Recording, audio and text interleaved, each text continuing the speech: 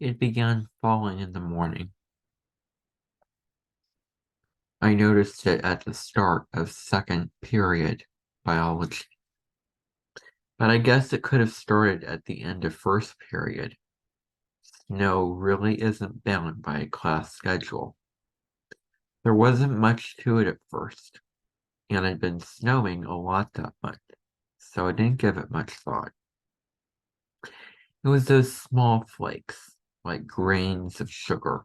By third period, the flakes had fattened up and gotten serious, and people were starting to talk about it. Think they'll let us out early? Pete said as we gathered our stuff and headed for Spanish. I looked out the window and sized it up. It was really coming down, and there was already an inch or two on the sill. Could be, I said. Is it supposed to be a big one? Supposed to be huger. Winter storm warning, he said. Where you been? School, practice, homework, whatever. Excuse me for not watching the frickin' Weather Channel. Yeah, well, you might want to check it out sometime, he said. Then you wouldn't be wearing chucks in a nor'easter. I looked down at my sneakers. Well, if it's as big as all that, they'll probably let us go. I hope you're right, Weems, he said. My name is Scotty Weems. I prefer Scotty, but most people, even my friends, call me Weems. I guess it's easy to say, and maybe some people think it's funny. It doesn't bother me that much. I'm just glad that Scotty Strings never really caught on as a nickname. Anyway, I'm an athlete, so I make peace with my last name a long time ago. Since I was a little kid in T-ball, I heard it shouted every time. I did something right, and every time I screwed up too. These days, it's on the back of my basketball jersey. I like to think that someday people will be chanting it from the bleachers. Weems, Weems, Weems. Chanting fans make any name sound good. Anyway, that's me. I'll be sort of like you're going through all of this. Some of the others might have seen things differently, and some of them might have told it better. But you don't get to pick. You don't, because for one thing, not all of us made it. It was a Tuesday, and before the sky started falling, the main thing on the radar was the start of hoop season. The first game was supposed to be that night, home against Canterbridge. So when Pete said, think they'll let us out early, what I heard was, think they'll cancel the game. So we had different feelings on the subject right from the get-go. Pete Dubois was one of my best friends. Him and Jason Gilpspie. The three of us were pretty tight. Pete was just like a normal kid. It was sort of his role. It might sound strange being known for what you aren't, but Pete wasn't a jock or a future farmer of America or a student council member, and he wasn't super hip or incredibly smart. He was just a normal sophomore. He listened to standard issue rock music and wore whatever clothes he'd been given for Christmas or his birthday. You needed some kids like that. Otherwise, all you had were competing factions of freaks, all dressed in outfits that amounted to uniforms and trying to play their music louder than yours.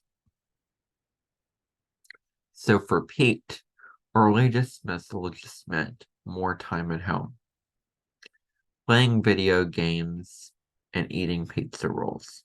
For me, it meant not collecting the payoff for all those hours of practice I'd put in over the off season.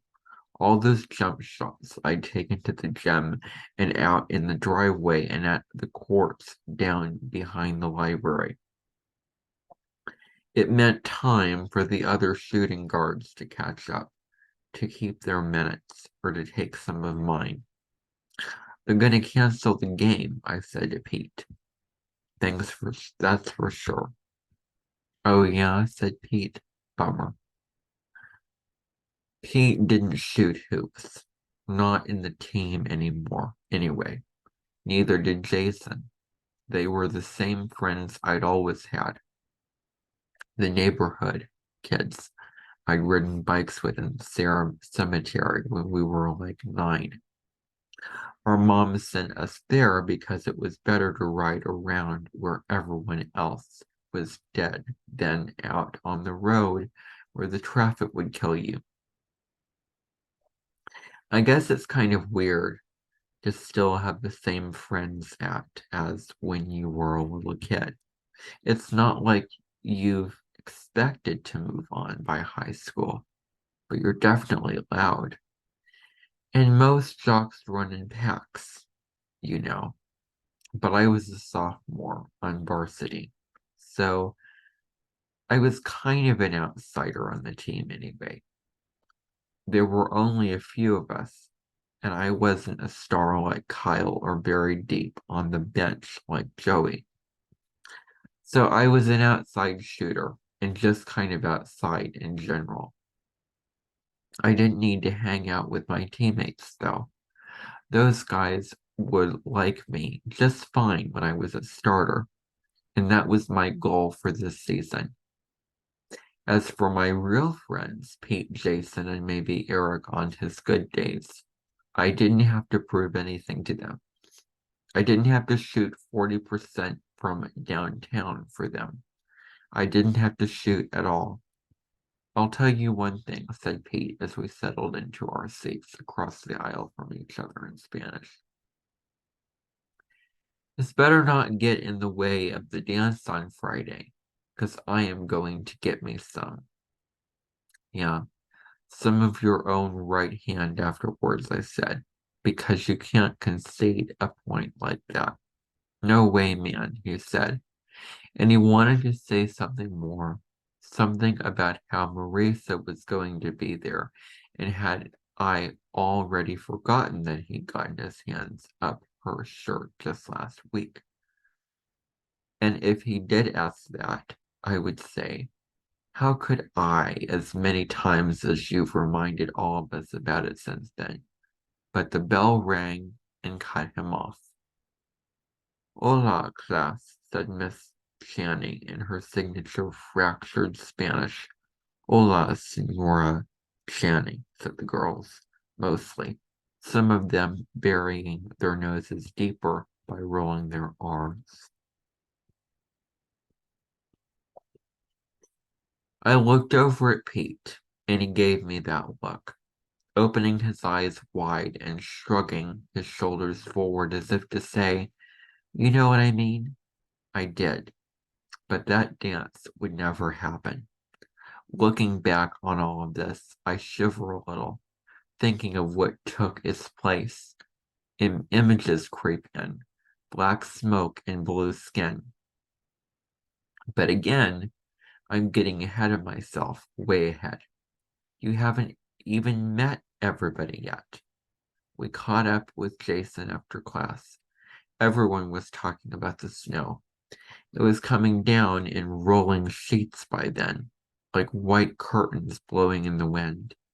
But Jason wanted to talk about his ridiculous Flammenwerfer, which was kind of like his pet project. The Flammenwerfer was a go-kart, or was going to be. Jason was attempting to piece it together in shop class. He'd spent the entire marking period working on it, and if it didn't work, he was straight up going to fail. Plus, he insisted it was going to be sweet if he finished it. if he worked. If, if. Come on, guys. We'll have the place to ourselves, he was saying. He meant that we could screw around with the powerful tools and maybe mess around with some of the stuff the other kids had brought in for their own projects. Flammenwerfer was the German word for flamethrower. I only knew that because Jason told me. I didn't speak German. I was having enough trouble with Spanish, but he told me, and everyone else he knew, and more than once. Now, when you think German weapons, you think World War II. You think the big one and all those movies you've seen. That tells you something about Jason. Not that he's a Nazi or anything, but that he's always been kind of fascinated with wars and military stuff. Now, obsessed with army guys is one thing at age 10. I mean, we were all, but at 15, it's maybe a little bit of a warning sign, you know. Jason kind of freaks some people out.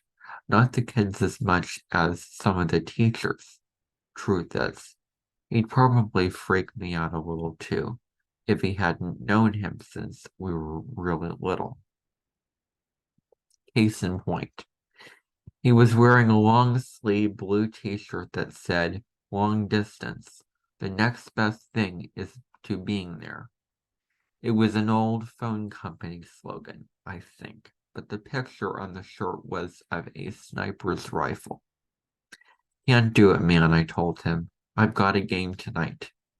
No one responded for a second or two, and they managed not to laugh or roll their eyes.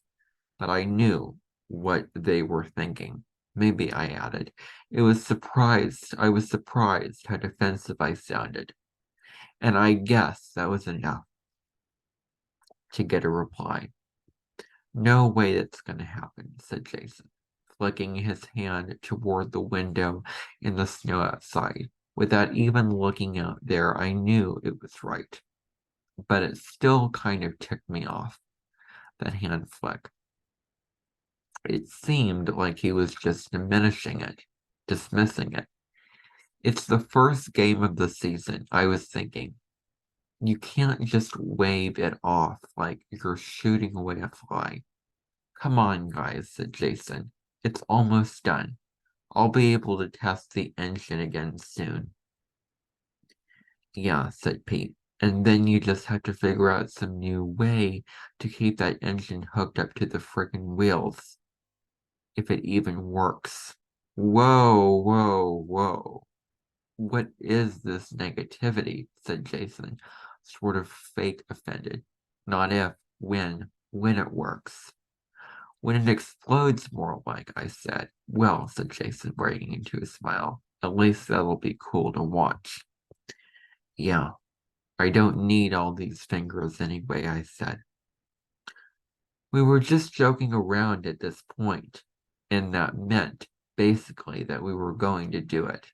We couldn't bust on him and then leave him hanging. It's hard to explain why not. I guess because that would be one thing too many.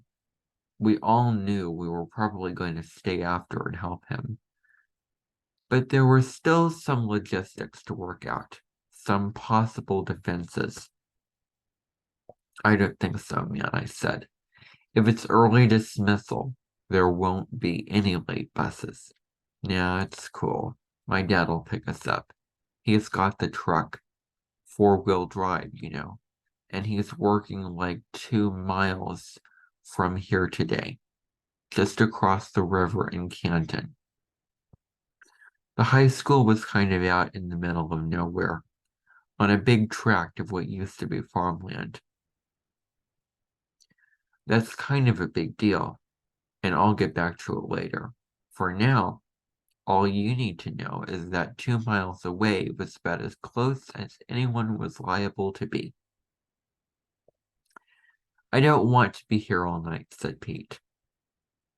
"They knock off They knock off at like 4 at the latest.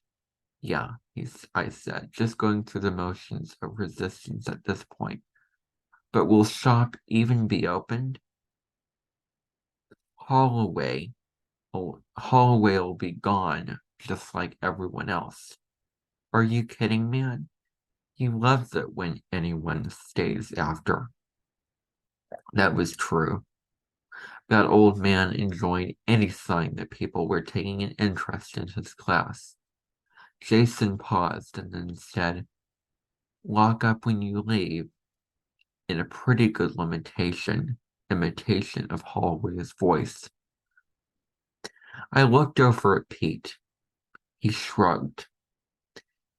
As lame as Jason's junker of a would-be go-kart was, it wasn't like Pete, and I had a ton of exciting projects of our own to work on.